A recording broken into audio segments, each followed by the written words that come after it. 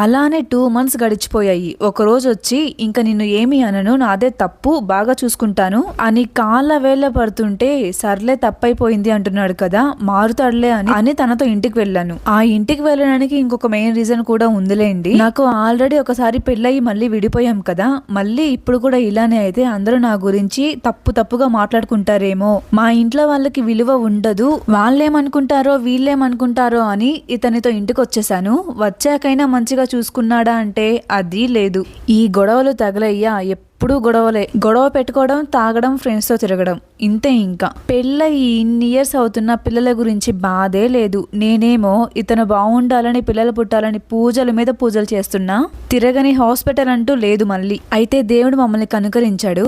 ఆ రోజు హెల్త్ బాగోలేదని హాస్పిటల్కి వెళ్తే నేను ప్రెగ్నెంట్ అని తెలిసింది. నేనైతే షాక్. అసలు ఎంత హ్యాపీగా ఫీల్ అయ్యానంటే మాటల్లో చెప్పలేను. 5 years వెయిట్ చేశా ఈ రోజు కోసం, కానీ ఆ ఆనందం ఎక్కువసేపు అయితే ఉండనివ్వలేదు నా హస్బెండ్.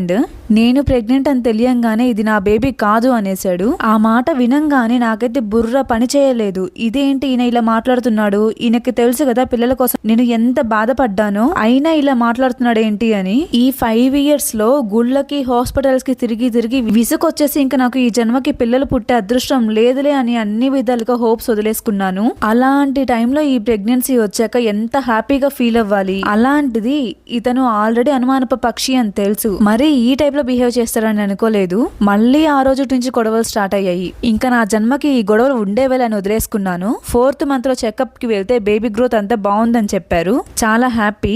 ఇతనిది అసలే మైండ్ అని చెప్పాను కదా, ఎవరికో మనీ ఇచ్చి మరి ఒక పౌడర్ తీసుకొచ్చి నాతో ప్రేమగా మాట్లాడుతున్నట్లు నటిస్తూ ఇది బేబీకి బలాన్ని ఇస్తుంది అని ఆ పౌడర్ ని ఒక జ్యూస్ లో కలిపి నాతో తాగిపించాడు.